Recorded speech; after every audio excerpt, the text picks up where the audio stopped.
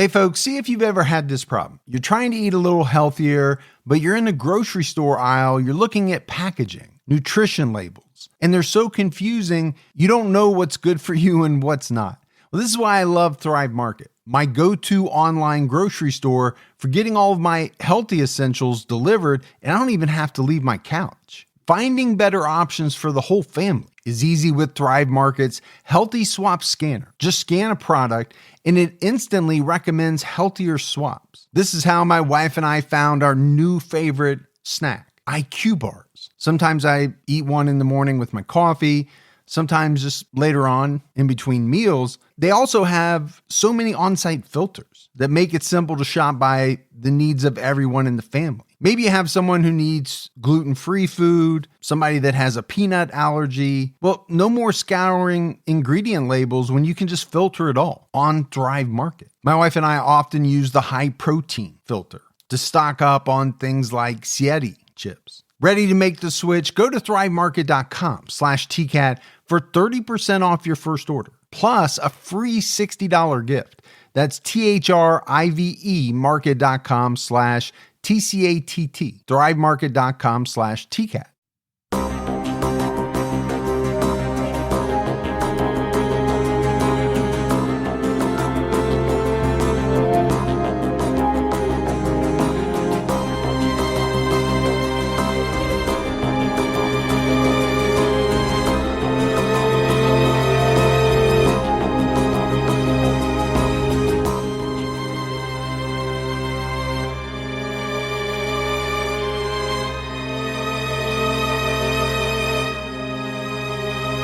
Hello, everyone, and welcome to episode 333 of the True Crime All the Time podcast. I'm Mike Ferguson, and with me, as always, is my partner in true crime, Mike Gibson. Gibby, how are you? Hey, man, I'm doing good. How about you? I'm doing very well.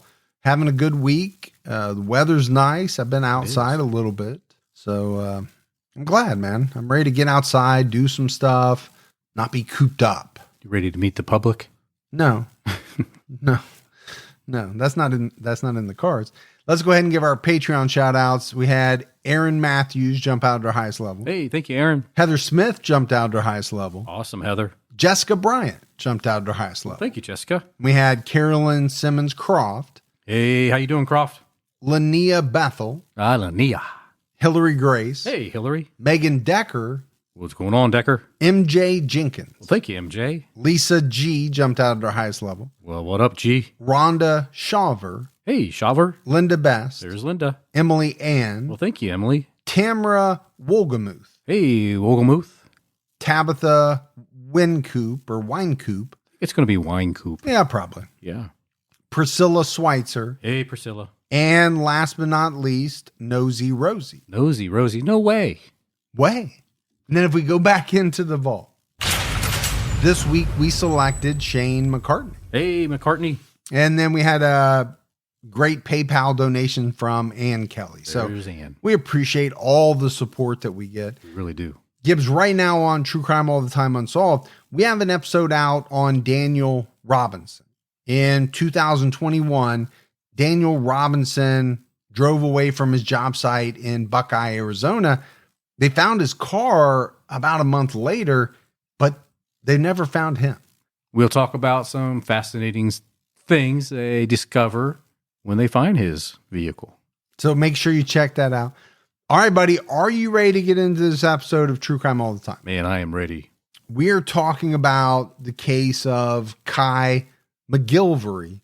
Kai McGillvary went viral in February 2013 for beating a man with a hatchet when, this guy hit someone with his car and attacked a woman. Kai became known as the Hatchet-Wielding Hitchhiker. He was considered a hero. He was at one point. Yeah, but just a few months later, he was arrested for the murder of a 73-year-old man. So he goes from a hero to a zero. Yeah, we'll talk about him.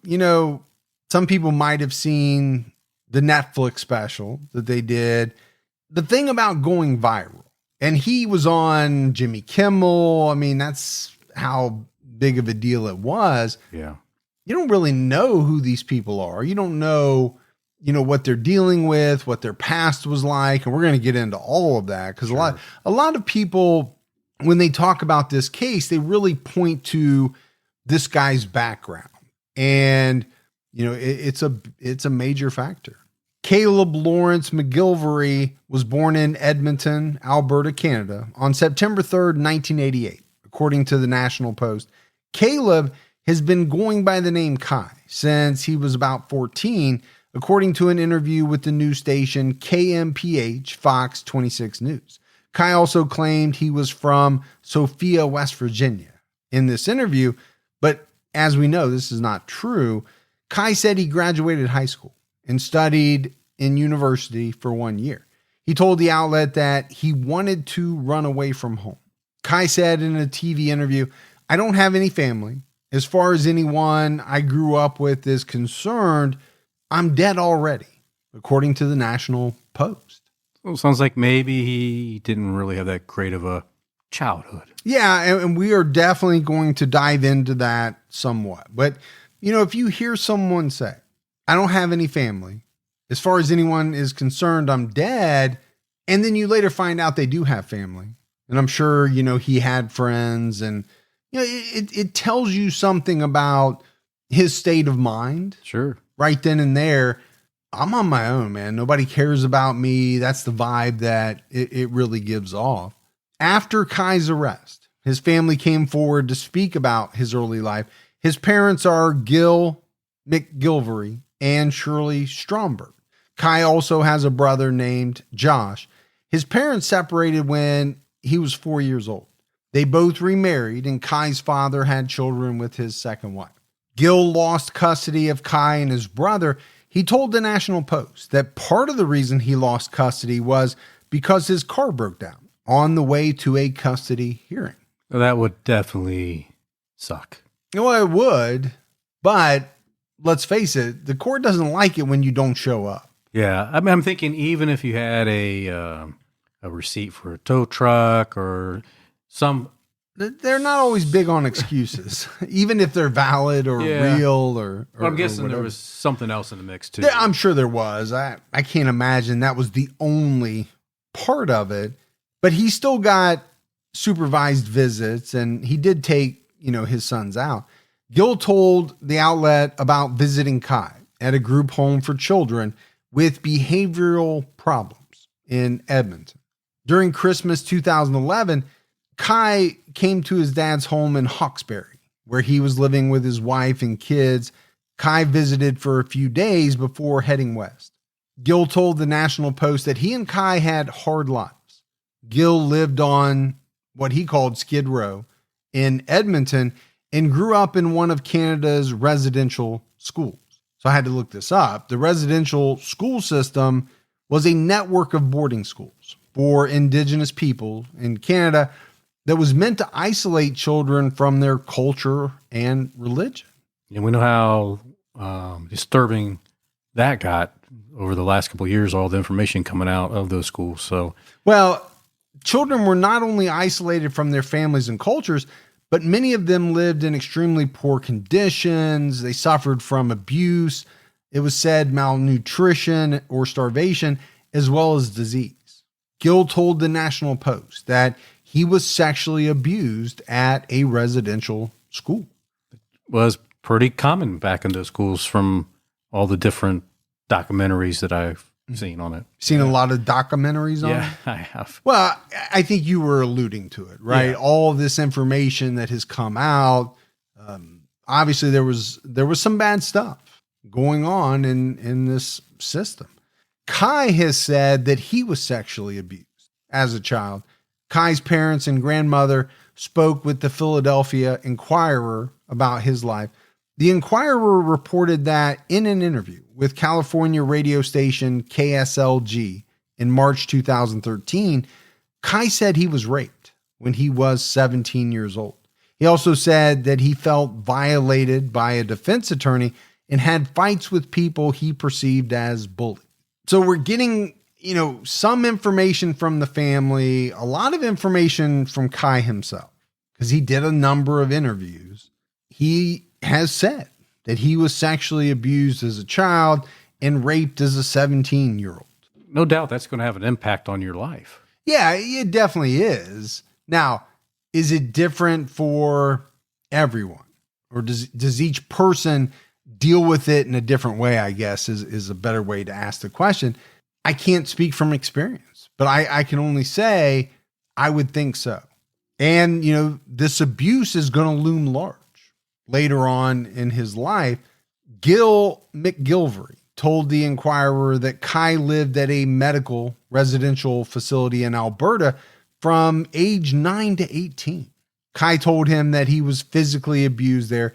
Gil told the paper, I do believe he has post-traumatic stress. So the first thing that jumped out at me is 9 to 18. That is a long time to be living at this place. Pretty much the bulk of your childhood. We talked about sexual abuse. Now, he's claiming there was physical abuse as well. Marianne McGillvary, Kai's grandmother, said that he had a rough childhood, but was a very good boy. Shirley Stromberg said that she never heard her son was abused in residential treatment. She also said Caleb has had issues for years. Okay. I think we have to break that one statement down. Sure we do. What do you mean by issues? Everybody has issues. The severity is different, right? For different people. The way I interpreted that statement was that his mother was saying, what he did or the way he turned out wasn't because of these things that he said happened to him. That I don't know if that's what she meant, but that's the way it sounded. It's the way I'm perceiving it. Yeah. Yeah. Instead, he's had issues for years. That's what she said. In May 2013, Kai made a post on Facebook alleging parental abuse, such as being forced to take cold showers, being hit with spoons and sticks, and experiencing prolonged timeouts. According to the Philadelphia Inquirer, most of his accusations were towards a woman, self-declared mother, but he also mentioned a man. So, he's being somewhat vague about who was involved, but it does sound like he's putting some of this on his mom. Now, is the man his dad? We don't know for sure. Right. Shirley denied these accusations in an interview with the Newark Star-Ledger and said they were a product of Kai's mood disorders.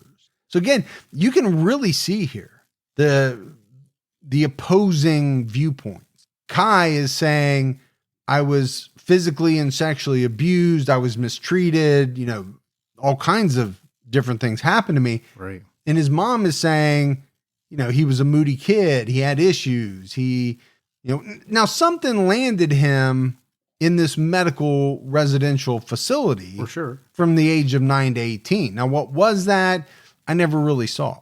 Was it because his mom couldn't take care of him? He was acting out? I'm not sure.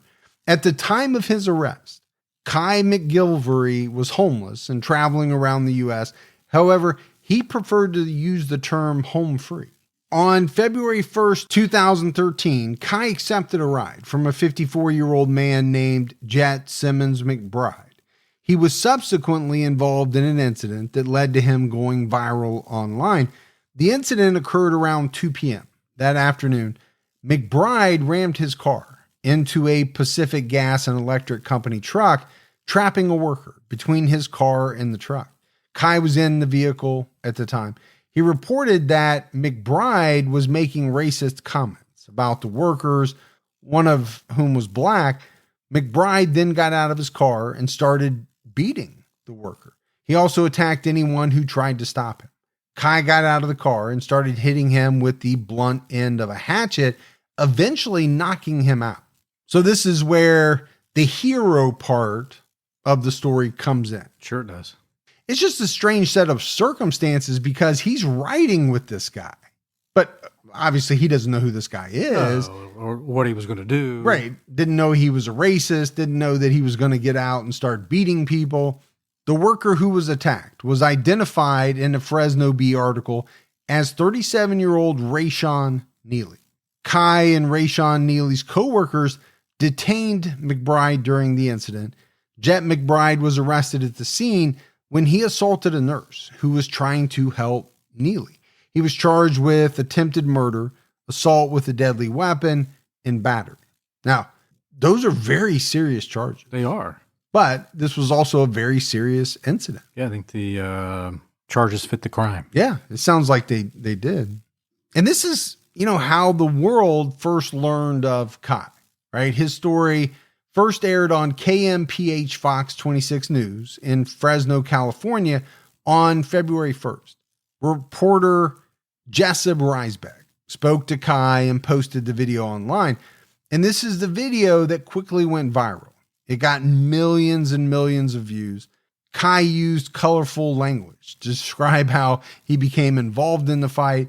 At the beginning of the interview, Kai said, "Before I say anything else, I want to say no matter what you've done, you deserve respect. Even if you make mistakes, you're lovable. And it doesn't matter your looks, skills, or age, your size, or anything, you're worthwhile. No one can ever take that away from you." So, I think right off the bat, he endeared himself to a lot of people. He sure did. Because, those are some great sentiments. Oh, yeah. Very true. I think a lot of people probably felt like, I can relate. Yeah. Yeah. Here's a good guy. He's a hero. He's saying the right things. Now, in what is probably the most viral part of the video, Kai said, these two women are trying to help him. He runs up and he grabs one of them. Man, like a guy that big can snap a woman's neck like a pencil stick. So I fucking ran up behind him with a hatchet. Smash, smash, smash. And, I'm sure a lot of people have seen the video. You should go out and watch the video. He's very animated. Yeah. He's kind of infectious in a way where, like I said, I think he drew people in. Kai's story was featured on national media outlets like Jimmy Kimmel Live. I said he was on there. And not just in an interview. They did like a segment where they're riding in the car together. Not really riding, but like Hollywood. Yeah, Hollywood. Riding in a car. I don't think there's any doubt. He was admired by a lot of people for what they saw as, this really heroic act. So we shift focus to one of the victims of the attack. Rayshawn Neely's right leg was shattered and his right foot was broken. Neely told the Fresno Bee he didn't hear the car approaching and was stunned by the crash. He didn't witness much of Kai beating Jet McBride. Neely said that at one point McBride approached and started pulling on his leg. He didn't know if he was trying to help. His coworkers and two nurses who were in the area came to help him. A fire crew freed him and he was taken to the hospital. Neely and his wife Amanda said they were grateful for Kai's help, but his coworkers and the nurses also deserved credit. So Kai ended up testifying at Jet McBride's preliminary hearing on February 21st. Rayshawn Neely and Tanya Ann Baker, who was attacked by McBride, also testified. Kai testified that he was hitchhiking in Bakersfield when McBride picked him up, introduced himself as Jet, and started driving. He said they talked about religion during the drive. When they were in Fresno, McBride gave him money to buy marijuana. Kai rolled a joint. McBride smoked some of it and he finished it. At this point, he's being honest. He's telling everybody, look, I got some marijuana, rolled a joint, we smoked it. He's not holding back. No, most people wouldn't lie about that because it doesn't really make you look great. Now, it also might be one of the reasons why McBride slammed into this truck is, because he was high. He said that McBride started talking about how he traveled to the Virgin Islands and raped a young woman. Moments later, he said, "Watch this, I'm Jesus Christ," and then drove into the group of PG&E employees. Kai said that he intervened during the incident and hit McBride 3 times over the head with the hatchet. The first and second hits didn't stop him. But after the third hit, according to Kai, he dropped like a sack of potatoes. Yeah, 3 whacks with a hatchet, the blunt end of a hatchet will do that. Yeah, it should. I'm surprised 1 and 2 didn't do it, but the third one definitely did. Now you might be asking yourself, why does this guy have a hatchet with him? But he is home free, according to him, right? He's out on the road. He's hitchhiking. He might be using it to make camp. I don't know. Always carry a hatchet Just never know. Yeah, you never know. He said that McBride got up a short time later. Kai had his car keys in his pocket and retreated. He testified that he was not going to let McBride get back in his car. Rayshawn Neely testified that he was turned away and didn't see McBride's car coming.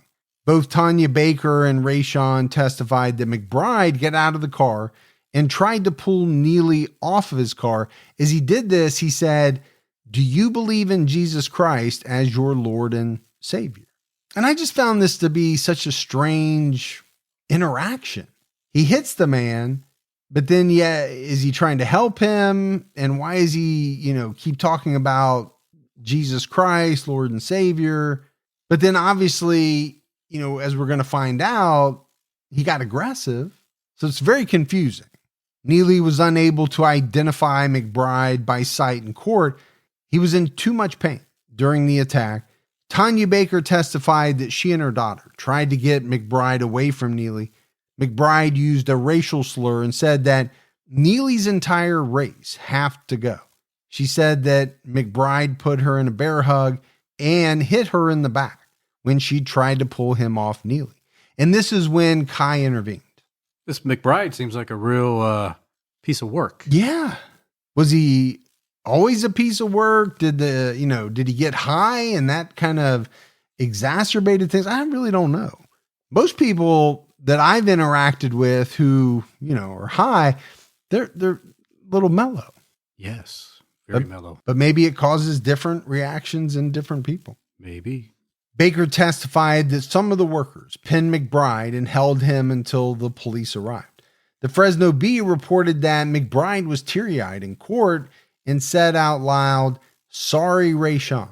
So he cried in court, told this guy he was sorry. I'm sure he was sorry. Yeah, but part of me thinks he's playing the role. Well, and we always kind of have to discuss that. Is he really sorry, or is he sorry because of what he's now facing? And he's showing off maybe a little bit for the court, jurors, the judge, whoever it might be. PG&E employee Kenneth Simon testified that he was hit in the lower back and hip area. He suffered a chipped vertebrae. He and Neely didn't have time to move before they were hit by McBride's car because they were both facing away. He pointed out McBride in court and estimated that he was driving around 20 to 25 miles per hour. It doesn't seem like a lot. But when a car going 20 to 25 miles an hour hits you and pins you into another car, even at that speed, that's very serious. Yeah, it's going to cause some damage. Simon testified that McBride did not try to turn the vehicle away from them. He was thrown 10 to 15 feet when they were hit. He got up and saw that Neely was pinned with his legs under the truck and on top of the car.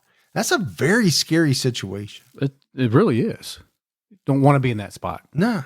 I was actually driving down the highway the other day to go to my daughter's dance competition, and there was some type of worker, and he was on the side of the road, and I was in the right-hand lane because I was getting ready to get off the exit, and it was just a truck sitting there. So I wasn't too worried about it, but he opened his door, and then he got out and close to the traffic, opened like a side hatch. Oh. But I couldn't get over because there was a car next to me. Sure. And as I go by, he flipped me off and, said the F word and this. And I'm like, what do you want me to do, dude? I didn't know you were getting out of your truck, and I can't ram the car next to me to get over.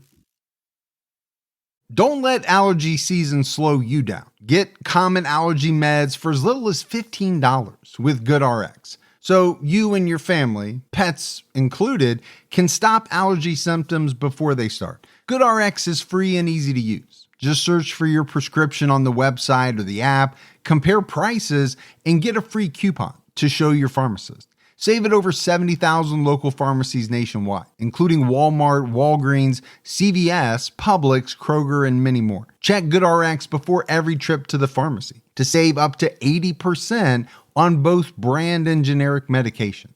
And did you know GoodRx rewards you for saving money too? Join GoodRx Rewards today and earn points every time you use a coupon. Remember, GoodRx is not insurance, but works whether you have insurance or not. And it could be your insurance copay price. I've been using GoodRx for years, and I can't tell you how many times I have saved money even with my insurance. Stop allergies before they start and save big on allergy medications this season with GoodRx. Go to goodrx.com/TCAT. That's goodrx.com/TCATT. You know, once the temps start rising, I realized I was back in the same worn out rotation. Same tank, same shorts, same everything. So I gave my daily uniform an upgrade with Quince. Their pieces are easy, elevated, and somehow make me feel more put together without even trying. Like their 100% European linen shorts and dresses from $30. Luxe swimwear, Italian leather platform sandals, and so much more. The best part, everything with Quince is priced 50 to 80% less than what you'd find at similar brands. By working directly with top artisans and cutting out the middleman, Quince gives you luxury without the markup.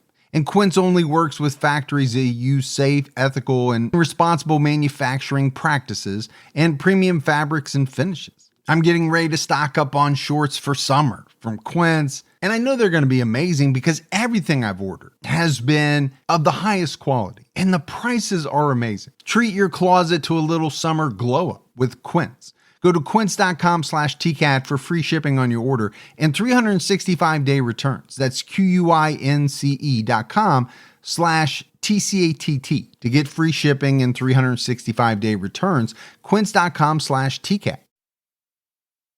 McBride got out of the car, approached Neely, and asked him about Jesus Christ. McBride said, "I am Jesus, and I'm here to take you home." He put his hand on Neely's head and the other hand behind his leg. Neely screamed at him to get away. Simon saw Kai hit McBride with the hatchet. They told him to leave, and Kai ran off. Simon testified that it took 4 or 5 coworkers to get McBride off Neely once he got back up after being hit with the hatchet. So we said, he smoked a little bit of pot. Sure. Sounds like maybe he was on something else. If it took 5 guys to get him off, this is after his 3rd whack. Yeah. From the hatchet. Maybe he was on a little something extra. A little something. Yeah. The prosecution argued that McBride intentionally targeted Neely and that his comments about taking him home were a clear indication Neely was going to die. McBride's lawyer said that he asked Neely if he believed in Jesus, and that does not indicate an intent to kill. And I see how, each side can put their own spin on that phrase. Yeah, I can too. Not too difficult, right? Yeah, but, I'm here to take you home. That coupled with the racial slurs and the fact that he's got this guy pinned, he's fighting him, it's kind of hard not to think that he means the first one. Sure. I'm here to take you home. On February 22nd, Jet McBride was ordered to stand trial. Outside of court, his lawyer said that he was mortified and very concerned about Mr. Neely. She also said, as reported by the Fresno Bee, he told detectives that Kai grabbed his arm or the steering wheel. This was not an intentional act, and it was not motivated by race. On April 4th, 2013, Jet McBride pleaded not guilty by reason of insanity. After Kai went viral, he continued traveling the country. It was said that fans allowed him to stay in their homes. They loved him. He had that personality. Yeah, he did. He had a very infectious personality. If you watch some of the videos, especially the one that went really viral where he's being interviewed, it really comes off as kind of surfer dude meets I don't even know what. He's laid back. He's using this kind of slang, but he's also saying these really positive things, like we mentioned earlier. On May 16th, Vice published an interview with Kai where he talked about his background and what he had been doing recently. So this guy blew up, right? That's kind of what happens a lot of times when something goes viral. Well, people want to do interviews with you. They want to know more about you. They want to find out what you're doing now. Kai claimed that he was raised in a fundamentalist Christian cult.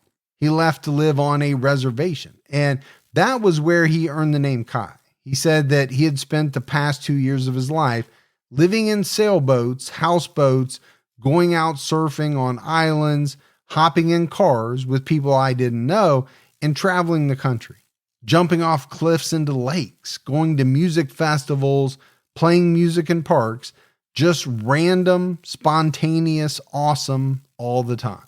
That's what he said. Awesome all the time. Well, it does kind of sound like, well, it does sound fun. Well, it sounds like a life with no responsibility. Yeah. And you're just out doing, things that you want to do, and people are giving you things. They're putting you up. Kai also talked about his travels and how his home free message had reached others. But then in May 2013, Kai made the news for a different reason. He was charged with murder. On May 13th of that year, 73-year-old Joseph Galfy Jr., a lawyer from Clark, New Jersey, was found dead in his home. Galfy was a partner in the law firm of Kachansky, Barron, and Galfy in Rahway, New Jersey. Galfy was also the attorney for the Greenbrook Land Use Board and a member of the Clark Chamber of Commerce. One of Galfy's acquaintances told the Star-Ledger that his clients trusted him. He said that he was just a regular guy. One neighbor reported that he had lived in his house for 15 or 20 years and kept to himself. This neighbor also said that he shared the house with another man, but he died several years before Galfy. So what happened was that the police went to this guy's house to do a welfare check because he didn't show up for work that Monday and he wasn't answering his phone. There were no signs of forced entry or any evidence that anything was taken from the home. Galfy was found lying in bed, wearing only his underwear and socks. So this guy's a partner in a law firm. If he doesn't show up to work, it's going to raise some concerns, right? Maybe he has some client meetings. Maybe he's due in court. But somebody would probably have a record of that. Sure. And then I think when, he doesn't call and then he doesn't answer his phone. This is not a teenager who makes the decision to blow off a shift at Taco Bell. No. Or you with some of your lame excuses that you used to have. I'm going to be late. I can't make it in today. My cat's got ringworm. I don't know. You had all kinds of strange. Hey, now. I was a very respectable employee. You were respectable, all right. An autopsy determined that Galfy died of blunt force trauma. He was found in a pool of blood. He had fractures to his face, broken ribs, and a broken neck, according to the Star-Ledger. Yeah, those are some rough injuries. Yeah. I mean, I think when you go through that list, yes, you can use the term blunt force trauma. But when you think about fractures to the face, broken ribs, and a broken neck, man, it really adds to it. This was a vicious attack. Kai McGillvary was arrested on the evening of May 16th, 2013, at a Greyhound bus terminal in Philadelphia. Union County, New Jersey prosecutor Theodore Romankow announced the arrest hours after he told reporters that Kai was wanted for murder. So it didn't take long for them to figure this out. He was arrested 3 days after Galfy was found dead. Officials said that Kai and Galfy had a chance meeting at Times Square in New York City on Saturday, May 11th. Kai spent the night at Galfy's home in Clark, New Jersey, about 20 miles west of New York City. The next day, Galfy drove Kai to a train station and he took a train to Asbury Park, New Jersey. They texted throughout the day. Galfy picked him up at the train station in the evening, and they returned to his home for a second night. And then officials said that Galfy was killed sometime on Sunday, May the 12th. It was said that Kai turned up at a restaurant in Clark late on the 12th. The prosecutor said that after the killing, Kai called a woman and asked her to pick him up, but she couldn't. He took a train to Asbury Park, and he and the woman ate lunch together on the 13th. They spent the day in Philadelphia, then went to her hometown of Glassboro, New Jersey. She wanted Kai to stay in her home, but her family resisted, so she called another woman who allowed Kai to stay in her home in Glassboro. The next day, Kai left Philadelphia and indicated that he was going to Georgia. So really, think about it. He was a hero 3.5 months ago. Yeah. That's the thing that really got me about this story. This guy went from no one really knowing who he was to a lot of people knowing who he was and, maybe admiring him for what he did, calling him a hero, to people saying that he was a murderer in the span of about 3 months or so. Very quickly. Very quickly. But the other thing that jumped out at me was that, it did seem as though he either had a network of people who, were willing to take him in. I don't know how much of that came because of his, 15 minutes of fame. I don't know. I'm going to guess it played a good role. It probably played a pretty big part. Yeah. Because even, this woman that they talked about, I don't know how well they knew each other, if they had known each other for some time, or the meeting and the invitation to stay all night resulted from the fact that this guy was, kind of famous at the time. Oh, yeah. You get invited over to people's house all the time. I don't go. But you get invited. I do get invited. Yeah. It was said that Kai cut his hair before he was arrested, and he posted a picture of himself on Facebook. And, if you look at that interview that he's in, he's got a lot of hair. Yeah, he's got long, at least down. Flowing. Yeah. Locks. Down to his shoulders, maybe a little bit longer. It's kind of hard to tell because I think he has it pulled up in something in that video, but. Things that we can't do with our hair. It does seem strange to me when somebody makes such a radical change in appearance after something happens in between the time before they're ultimately arrested. Yeah. What does that mean? Does it mean that they don't want to be recognized? They're trying to change their appearance, or, is it just a coincidence and he got tired of having that long hair? I don't know. Yeah, I think it was done on purpose, but that's just me. It seems that way. Yeah. Right? Obviously, that hair took a little bit to grow out. Well, we value hair here. We do. So those of us who are follically challenged, yes, we value hair a great deal.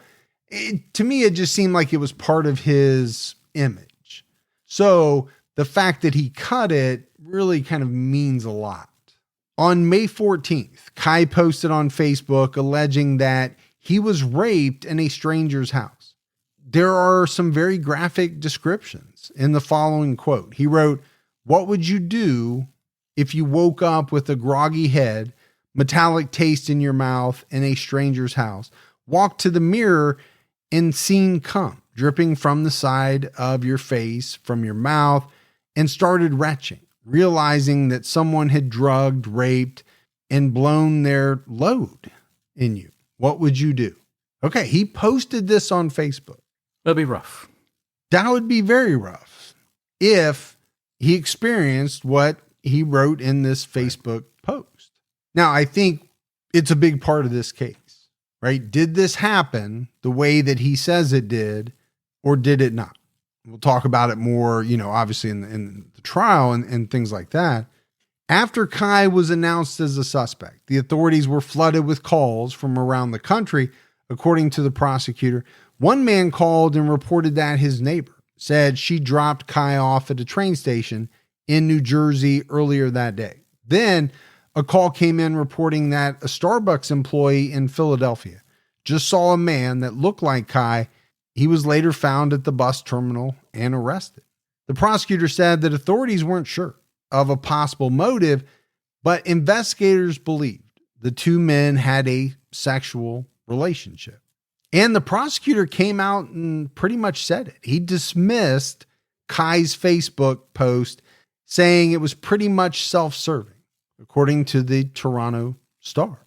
So he's not really mincing words. He's saying, what he wrote isn't true. Right. He wrote it because he is trying to set up Kind of set up what would later become his defense. According to a 2016 article by the Star-Ledger, Kai said in a recorded statement after his arrest that at Galfy's home, he drank several beers and ate food that he believes was drugged. He passed out and woke up on the floor. Galfy was pulling down his pants. He pushed Galfy away, and then he passed out again. Then he woke up with a metallic taste in his mouth and semen on his face. He said that he hit Galfy. During the statement, Kai seemed surprised to hear that Galfy was dead. So not too hard to see what both sides are setting up for at trial, right? The prosecution is going to come out and say sexual relationship gone wrong, something happened, Kai killed this man. Kai's defense is going to be that he was protecting himself. He'd been drugged, he'd been raped, and he hit this guy, but he didn't know that he killed it. A court official said that Kai had a U.S. Immigrations and Customs Enforcement detainer for 3 arrests in Canada. Spokesman Harold Orr told the AP on May 17th that ICE lodged a detainer against Kai, saying once charges are fully adjudicated, he will be turned over to ICE and placed in removal proceedings. So Canada wants this guy. Yeah, it sounds like he, had done some stuff there. They wanted to possibly prosecute him as well.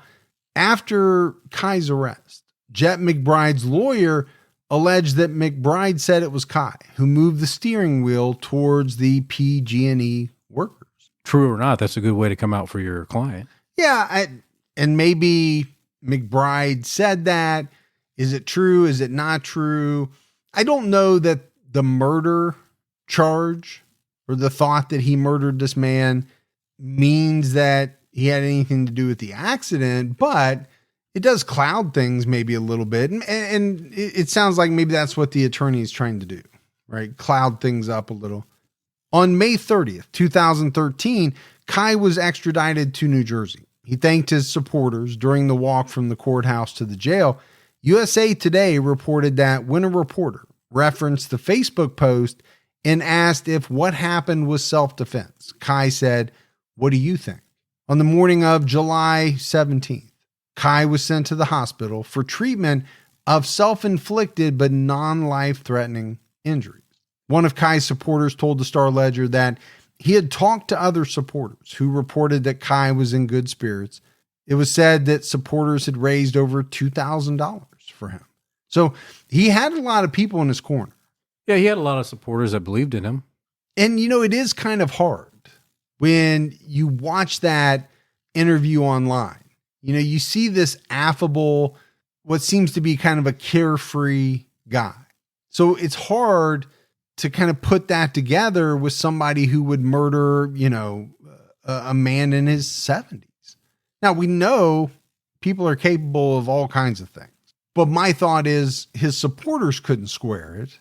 They thought that what he said was true, that he was defending himself. Yeah. Even the smallest step forward can make a big difference in your financial future. When you open a Chime checking account, you're one step closer to a better financial future with no maintenance fees, fee-free overdraft up to $200, or getting paid up to 2 days early with direct deposit. Making progress has never been easier. I think we've all been in that position where we've had an overdraft. Well, with Chime, you can overdraft up to $200 with no fees. That's amazing. And they have over 50,000 fee-free ATMs.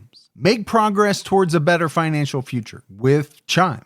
Open your account in 2 minutes at chime.com/TCAT. That's chime.com/TCATT. Chime feels like progress. Banking services and debit card provided by the Bancorp Bank N.A. or Stride Bank N.A., members FDIC. Spot me eligibility requirements and overdraft limits apply.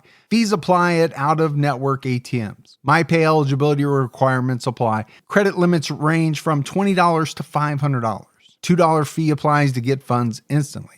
Crime checking account required. Go to chime.com/disclosures for details. True Crime All the Time is sponsored by BetterHelp. Folks, therapy can feel like a big investment, but let's think about the state of your mind. It's just as important as your physical health. Traditional in-person therapy can cost anywhere from $100 to $250 per session, which adds up really fast. But with BetterHelp Online Therapy, you can save, on average, up to 50% per session. With BetterHelp, you pay a flat fee for weekly sessions, saving you big on cost and time. And you get quality care at a price that makes sense and can help you with anything from anxiety to everyday stress. Your mental health is worth it, and now it's within reach. I've used the BetterHelp service for years, and I love the fact that, I can connect with a therapist in a comfortable spot in my home on my laptop. With over 30,000 therapists, BetterHelp is the world's largest online therapy platform, having served over 5 million people globally. Your well-being is worth it. Visit betterhelp.com/TCAT today to get 10% off your first month. That's BetterHelp, HELP.com/TCATT. Jet McBride's trial started on December 10th, 2013. Kai was not a witness at his trial, but the court heard his testimony from the preliminary hearing. The Fresno Bee reported that McBride testified that he thought he was Jesus and never intended to hurt anyone. When he put his hands on Rayshon Neely, he was trying to heal him. He claimed that he didn't intentionally drive into the workers. He lost consciousness for a few seconds after Kai punched him in the face and took command of the wheel. So my thought is, like we said, all of this happens in like a 3-month span of time. McBride hadn't even gone to trial yet. But this guy who was with you is getting ready to go on trial for murder. Yeah. So now he punched me in the face. He took command of the wheel. Now, I'm not saying it happened or didn't happen. We weren't there. What I am saying is, it seems to me as though many more people might possibly believe that. Right. After that person, is charged with murder. It certainly allows you to have a better defense. Right. Rather than trying to pin it on this guy who everybody seems to love. Right. Because he stepped in and he was a hero. Well, he's not a hero anymore. He's been charged with murder. Right. Prosecutor Becky Gong told the jury that they had to decide if McBride intentionally drove towards the workers with the intent to kill someone. On January 6, 2014, Jet McBride was found not guilty of attempted murder and battery, but was convicted of assault with a deadly weapon. Jurors still had to deliberate on whether or not McBride was not guilty by reason of insanity, which would determine his sentencing. On the very same day, Kai pleaded not guilty at his arraignment. Like, this is going on like simultaneously. Yeah, same time there. On January 16th, a jury found that Jet McBride was legally insane when he hit the PG&E employees. 3 doctors all said that McBride suffered a psychotic episode during the incident. Doctors testified that McBride believed he influenced events such as the resignation of Hillary Clinton and Pope Benedict XVI, and that he believed the government was tracking him.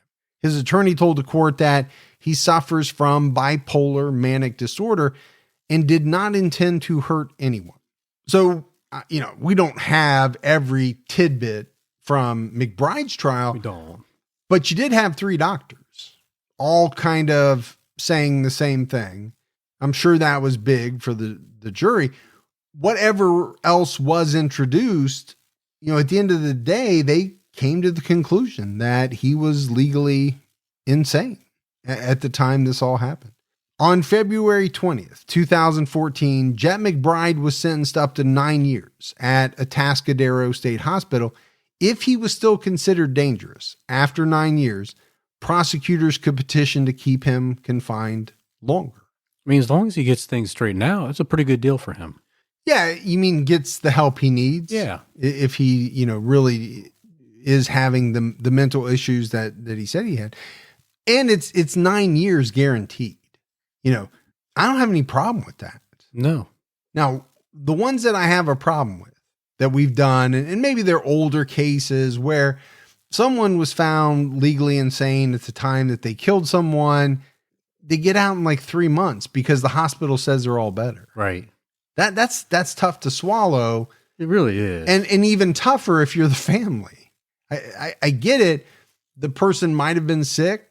Doctors are saying they were sick at the time, but now they're all better in 3 months, and they're free. That's tough when that happens.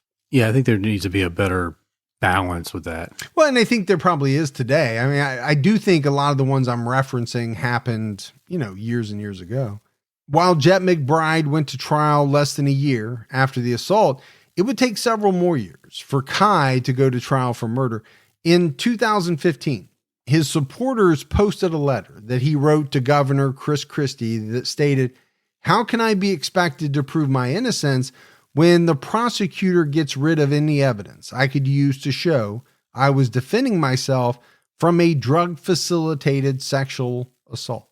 The Union County Prosecutor's Office seems to think because I'm an indigent illegal immigrant from Canada, they can violate my procedural rights without consequence. This is an outrage." This letter was posted online as part of a petition seeking Kai's release. So again, still has a lot of supporters, people backing him. He's got that fame behind him, right? Mm-hmm. If he didn't have that, he wouldn't have the support. Well, no, because people wouldn't know who he was. Right. Kai requested help with this case and claimed that law enforcement failed to use a rape kit and did not collect samples for toxicological analysis. He said they failed to collect many items that could have been used to drug me from the house or samples from the carpet where they knew the assault occurred. What items that were collected were rinsed with fresh water while testing for fingerprints without ever once testing for DNA or drug residue. I don't know why people would be rinsing things with water, but I don't either. Why is that necessary in the fingerprint testing process? Maybe I'm not very knowledgeable about how fingerprints work, but I don't think in any show or movie I've ever seen them rinse something with water before trying to take fingerprints. At least the ones I've given. Yes. I have not. There's been no water involved. No water involved. And over the years, I'm sure you've gone through all the changes from the put your thumb on the ink pad and roll it to probably now, what do you do lately? Digital? Digital, yeah. They've probably gone digital. Yeah. Very interesting. What I will say is if there's a database out there, you're in it for all kinds of different things. Yeah. DNA, fingerprints, hair samples. I'm a giver. You're a giver. That's for sure. In 2016, Kai filed lawsuits in state and federal court. He claimed that he was never examined for sexual assault, even though he told the police he was assaulted after he was arrested. He claimed his right to due process was violated through destruction of evidence and failure to collect evidence. The suit stated that authorities ignored statements from 2 witnesses who said Kai appeared under the influence of drugs on May 12th, and these statements were not presented to the grand jury. The suit also stated that semen was found on Galfy's underwear, but the prosecutor told the grand jury no semen was found. So we have some conflicting information. But don't we always? Yeah. Right? Sure. The prosecution says one thing, the defense is saying something else, and pretty much they always contradict each other. That's kind of how, most trials work. What I will say is by 2016, much of the online support for Kai had decreased. There was even an article by the Star Ledger that kind of, talked all about that. Shirley Stromberg told the outlet that she was astonished at how long Kai was awaiting trial. The prosecutor's office declined to comment on why the case had not yet gone to trial. And it does seem like a long time, right? We're 3 years on. Yeah. He still hasn't gone to trial. On March 27, 2017, Kai's defense attorney said that he was acting in self-defense against a sexual assault at a hearing on a motion to dismiss the case.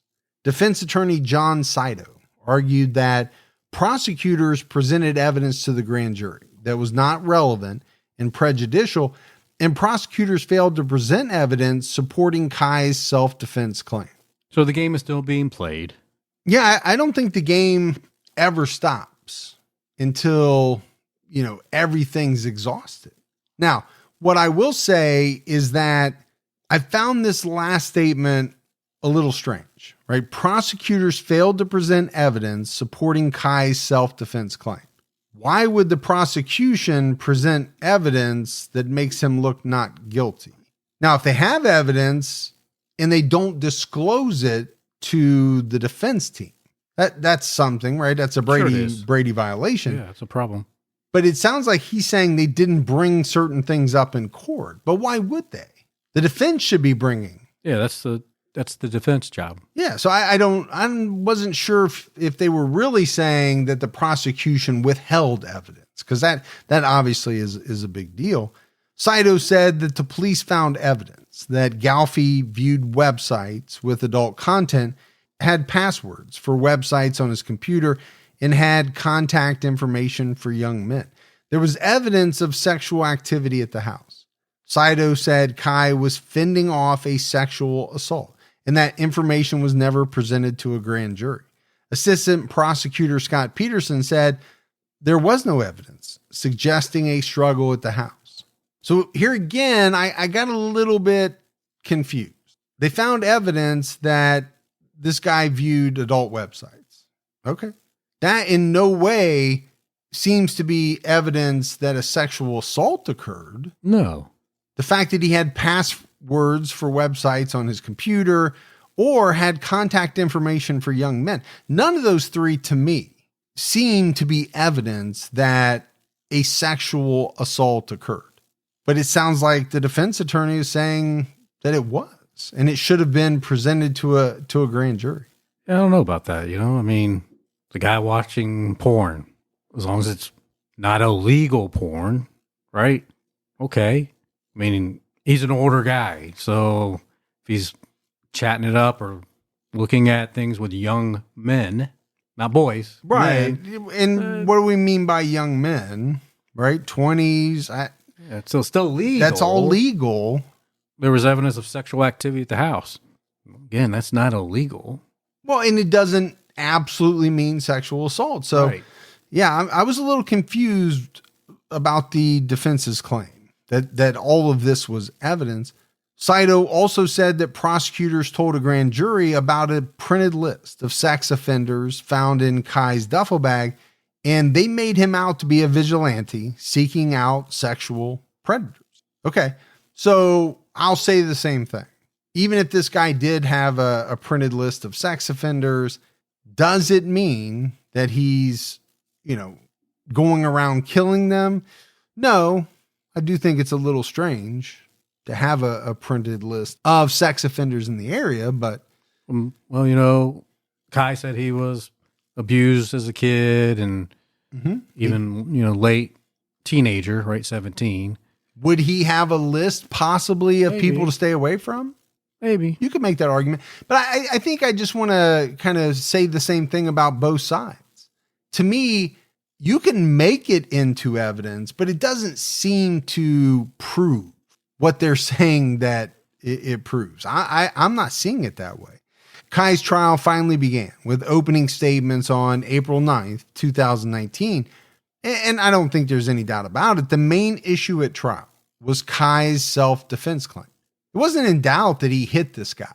I think what was in doubt was why, in the context of, what happened.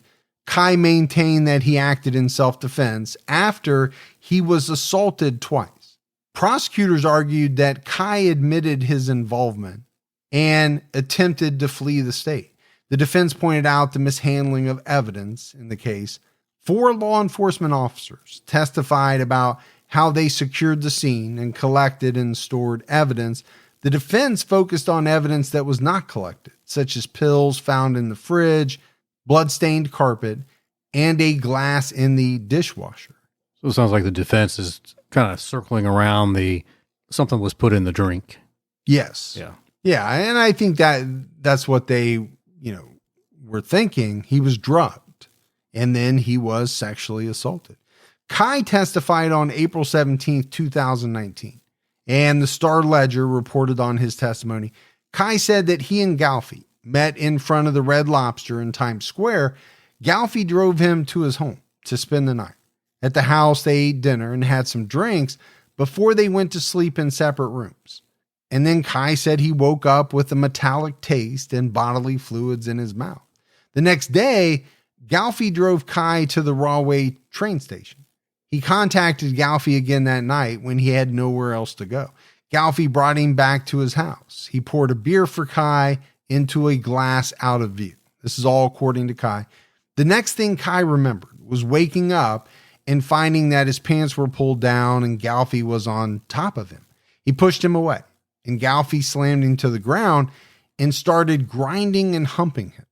Kai started hitting, punching, and kicking him while Galfy attempted to perform oral sex on him. Kai testified, "He was suffocating me. I thought he was going to kill me." So, I do think there's a couple of things here to talk about. Number one, I don't want to treat Kai any differently than I would treat a woman. Sure. Who said, "This is what happened to me." Right. Because I do think it's very dangerous to, automatically dismiss anyone's claims that they were sexually assaulted. What I did find a little bit strange was that he woke up after a night where he felt he was assaulted, let this guy take him to the train station, and then came back again that night. That's exactly what I was thinking. If you wake up and you have that taste and you know that something occurred and you allow him to take you where you want to go, and by your own choice, return to where you say you were assaulted, it makes you scratch your head, right? It does. Now, it doesn't mean if you did do that, you deserve to be assaulted again. Absolutely not. I'm not saying that. No. Yeah. What I'm saying, and I know you're not saying that either, what I am saying is it does seem like a very strange decision to make. Why put yourself in that position, right? If you need a place to stay, why not just go somewhere else? Because we know that he was used to being on the road. Yes. Home free, as he called it. Yeah, so why not just find a different place instead of going back to this guy's house?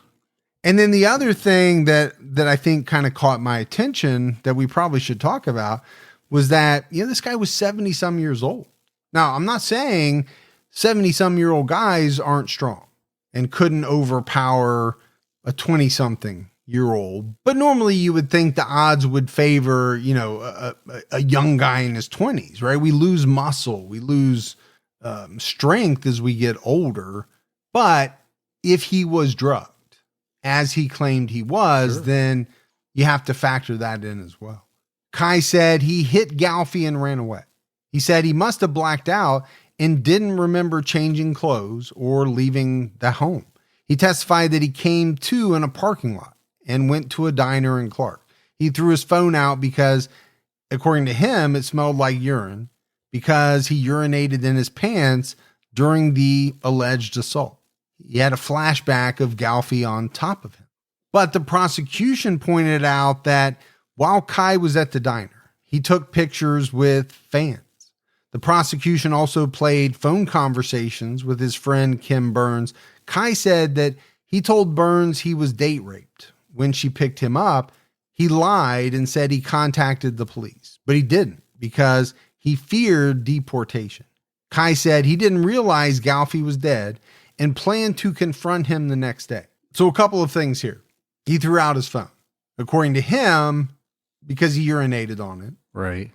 Now, if you're the prosecution, you would argue that he threw it out because he didn't want to be tracked or didn't want the police to find him.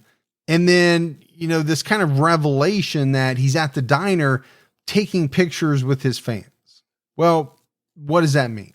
Well, must not be that traumatized. I think you could make that argument. I think the prosecution would make that argument. The defense would probably come back and say, he was just trying to be as normal as possible, not upset his fans or, whatever. Or that it just doesn't mean anything. It doesn't mean that he wasn't assaulted. The prosecution pointed out that Kai's testimony was different from his statement back in 2013. Kai accused prosecutors of lying, infringing on his Sixth Amendment rights, and not allowing him to provide context. And that's one of the things in trials that, you notice a lot. Just answer the question, just yes or no question. They don't want you to go on and provide context. No, keep it short and simple. Yeah, because they don't want you to try to explain things away. They're asking questions in a very certain way to try to paint you in a corner. One of the star witnesses at trial was Junaid Sheikh from the Division of the County Medical Examiner. He testified that Galfy had serious blunt force injuries to his face, neck, chest, and arms, which were inconsistent with self-defense. And we kind of laid out those injuries and said they sounded like a very brutal attack. Yeah. Now, what does self-defense mean? Well, that's going to vary from court to court, right? Well, yeah, I don't know. I mean, does it mean you're only allowed to hit someone hard enough to allow you to escape? Or does it mean you can incapacitate that? I don't know. And like you said, it may vary by jurisdiction. For me, it means I got to do whatever I have to do to feel like I'm no longer in danger. Yes. And I would say most people would say that, but I think there's an argument to be made. The prosecution can make an argument that this was much more than self-defense, right? You didn't have to beat this man this many times, this hard, inflict these many injuries for you to feel safe and get away. You killed him. Right. As we mentioned previously, Galfy was found in a pool of blood with fractures to his face. He had broken ribs and a broken neck. Prosecutors said his injuries were so far from self-defense, it's not even funny, according to the Star-Ledger. Well, first of all, none of this is funny. No, never.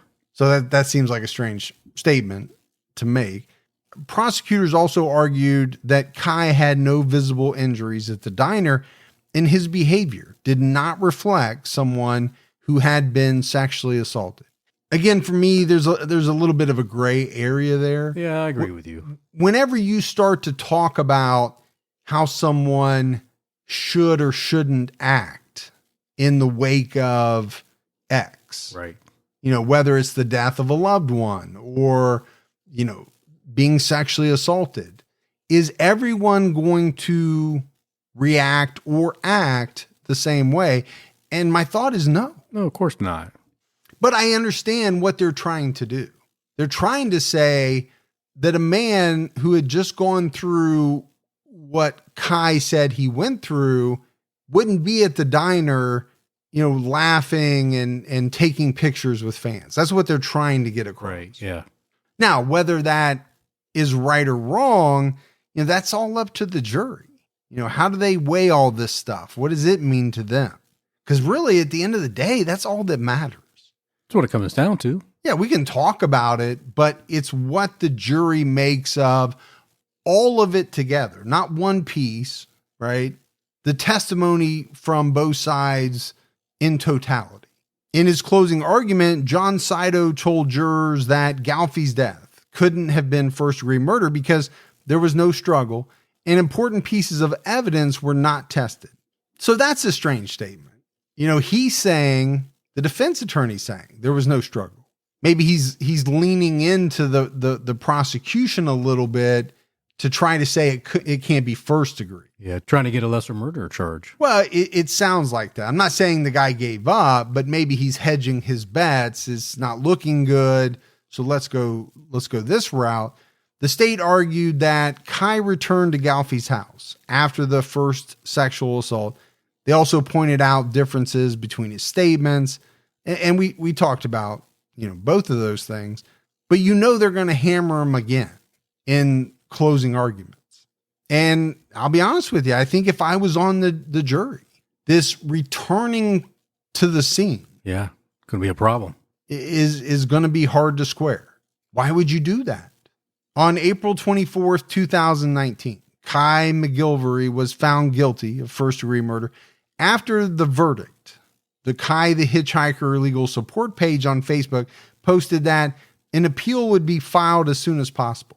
Kai called his attorney, John Saito, ineffective and claimed he had been documenting proof of misconduct, abuse of discretion, and ineffectiveness of defense counsel. Shocker. According to NJ.com. Yeah. I mean, we hear that all the time, right? Once you lose, once you're found guilty, then your lawyer is a POS. Sure. I mean, that's basically almost a given. It's like what you have to do. Yeah, but maybe his own lawyer at that time said, yeah, sorry, kid, I couldn't get you off. Make this statement and get another attorney. Well, and we've seen in certain documentaries where attorneys have said, as bad as it is for me, you're going to have to do this. Right. Because it's just part of the process. It's your next step. It's your next step. On May 30th, 2019, Kai was sentenced to 57 years in prison. His appeal was rejected on August 4th, 2021. The appeals court stated that Galfy's injuries were the result of far more than just an effort to thwart a sexual advance, and the record does not suggest a miscarriage of justice occurred. On January 10th, 2023, Netflix released a documentary titled The Hatchet-Wielding Hitchhiker about the case. Before the documentary premiered, Kai reached out to the tab and accused Netflix of exploiting him. He said in an email to the outlet, "So, Netflix is making a movie about my life story before I was arrested, but they refused to pay me anything for it. If someone made a movie about O.J. Simpson's football career, you'd better believe he'd be making bank off of it. Guys who kill and rape women get money for their pre-arrest fame, but I saved women from being killed and allegedly killed a rapist. So Netflix is ruthlessly exploiting me. What the fuck?" That was his statement. Like he's a little sour about all this. I think he's sour about a lot of things. Being in prison, probably number one. And then this documentary comes out, and this statement seems to be more about the fact that they're not paying him. Yeah. Not about I was accused wrongfully or... Yeah, and maybe I'm sure he made those statements in other places, but this one just makes it sound like he's peeved because they didn't pay him. Yeah, show me the money. Yeah, show me the money. But, Netflix also did one on Aaron Hernandez. They did. The football player. Yeah. I'm sure they didn't pay Aaron Hernandez. No, I doubt it. Why would they? Yeah. You don't pay killers to do a documentary about them. Obviously, they would like that, but... Yeah, I mean, maybe if you were to interview them, I guess sometimes people pay a fee, but even most journalists won't do that because they find it trashy. I think some of the state laws prevent it too. Yeah, don't they? probably. Yeah. But as we wrap this one up, Gibbs, I think this is a very fascinating case, and there's no doubt it's fascinating to a lot of people. The guy goes viral for kind of being the hero, saving people. But then just a few months later is arrested for murder and convicted. So I think you said it. He went from hero to zero. Now, the one thing that we talked about early on, but we haven't touched on it again, and it's something that a lot of people bring up, is his childhood. I don't think there's any doubt based on the statements that have been made that the guy had a rough childhood. And by rough, I don't know if it's been confirmed, but it does sound like at the very least, there was possible sexual and physical abuse. Now, what did that ultimately do to him? I don't know. Does it excuse murder? I would say no. It's horrible. It is horrible that, something like that would happen to anyone. You can't excuse murder, but do you have to weigh it? And I think you do. I think you have to weigh all kinds of factors, whether it's, what people experience in childhood, what type of mental illnesses they may have. Right. You got to weigh all of that. Yeah, it all comes into play for sure. But at the end of the day, what I struggle with is when it comes right down to it, how do you know who's telling the truth and who's not? Obviously, we know what he said happened. Right. The jury didn't buy it. And I think you can easily make the argument that a lot of the evidence doesn't support it. But can you say with 100% certainty that it didn't happen? I don't know that anybody can do that. I don't think you can. There was only 2 people there. But I think really what hurt his case was that he went back to the house again. Yeah, I think that was big. I don't know if that would have been the turning point or the saving the case for him, but it didn't help. No, I think the jury looked at that and probably thought, this doesn't line up with what you said happened. Right. Because why would you go back if, what you said happened really happened? And then, the prosecution, I think, did a good job of painting it or laying it out to the jury that the injuries were far more severe. Yeah. Than someone who's defending themselves from. Now they use the word sexual advance, even the court did, and I would say sexual assault because that's what he's claiming. Right. But whatever it was, I mean, a broken neck, facial fractures, broken ribs, just a lot of blunt force trauma. My thought is the jury probably looked at all that and thought this guy was incapacitated way before many of these blows were even inflicted. Sure. Yeah. So I don't want to try to get into their heads too much, but I think you have to a little bit. And, again, at the end of the day, the jury, as we always say, they were there. They sat through it day after day. They heard all the evidence and they came to their conclusion. You got to live with that until, something comes out to dispute it. I mean, I can see it being just a act of vengeance, I mean, he goes through life being assaulted, raped at 17, and maybe what happened that night before got him upset. And he said, you know what, I'm going to go back to the house and I'm going to take care of this. Yeah, I see your point there. And so instead of being on the defense, he just went in there and just. So if that were the case, it doesn't make it right. Obviously, anything that happened to him before that. But it definitely doesn't make it right that you go back and kill someone. Exactly. Now, you can go to the police. You can do a lot of different things. But if it's not self-defense, you can't go back with the intent to take your revenge. You just can't do it. You can't. But that's it for our case on Kai McGillvary. We got some voicemails. You want to check those out? Yeah, let's hear them. Hi, guys. This is Amelia from Ontario, Canada. I'm just calling to let you guys know that I love your show so much. I've been listening to it for a long time now, but only just recently decided that I would call in. I actually live in a town where Paul Bernardo was imprisoned for a little while. And I was just wondering if you guys were ever considering doing a podcast on him, because it's a pretty big case up here up north. It would be really cool if you guys did. I know that there's a lot of information already out there, but I love the way that you guys explain cases and give your own perspective. So yeah, I think that'd be really awesome. I can't decide whether I'm Team Fergie or Team Gibby. I am definitely both. But yeah, thanks guys. Keep up the good work and keep your own time ticking. All right. Thank you so much for the voicemail. We actually did cover that case. We did. Was it 1 or 2 episodes? I want to say it was 2 episodes. I want to say 2. And it's been years, 4 or 5 years ago. It was pretty early on. You'll find it. And we didn't cover just him. We covered both. Yeah, we covered him and Carly. Yeah, Bernardo and Homolka. So you'll find it out there, but it's way, way back. Hey guys, it's Tasha from Macedonia again. I do have to address your ongoing commentary on Fiestas. I got my first Ford Festiva when I was 19, and I had one up until last year when I wrecked it. So that is, sadly, almost 20 years. They're amazing little cars. They're really easy to work on. They get great gas mileage, and it takes a lot to kill them. So you haven't lost all your Fiesta listeners. You still have at least one. You guys have a great day and keep your own time ticking.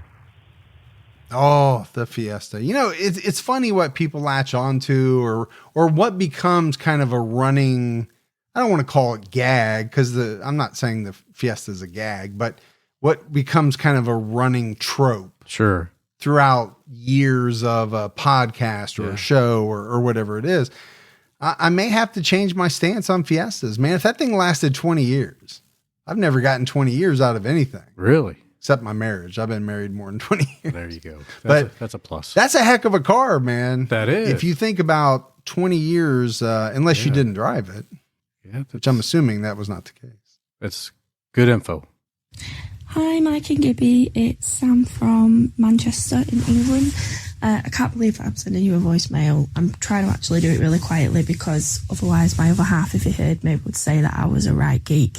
But I just wanted to tell you that I was so chuffed when I found your podcast, T-Cat. I managed to binge it all in about 6 months, and now I've started on Unsolved. I am a Patreon supporter, but I haven't even started them yet. Anyway, I've tried on long enough, so stay safe and keep your own time ticking. All right. Thanks for the Patreon support, and thanks for jumping over to Unsolved. Yeah, we love that. And love that accent. Love it. It's my bloodline. Okay. I'm not sure where you're going there, but... because I did that DNA test, and they said, from England and Ireland. When you really thought you were something else? Or was that No, that was somebody else I was talking to. Yeah. I had a little bit of Italiano in me. Okay. Yeah. Well, see? Fancy. You're fancy. But thanks for the voicemails. We had one thing in the mailbag. Ari Ansbro sent us in a magnet for the studio fridge, some Harley chips, and a copy of The Burning Bed. The Burning Bed. Which I've never read, but I do remember the movie. Who was in that? Farrah Fawcett? Farrah Fawcett was, yeah.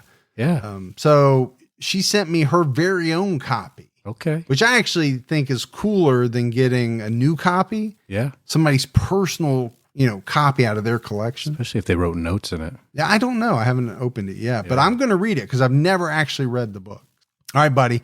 That is it for another episode of True Crime All the Time. So for Mike and Gibby, stay safe and keep your own time ticking.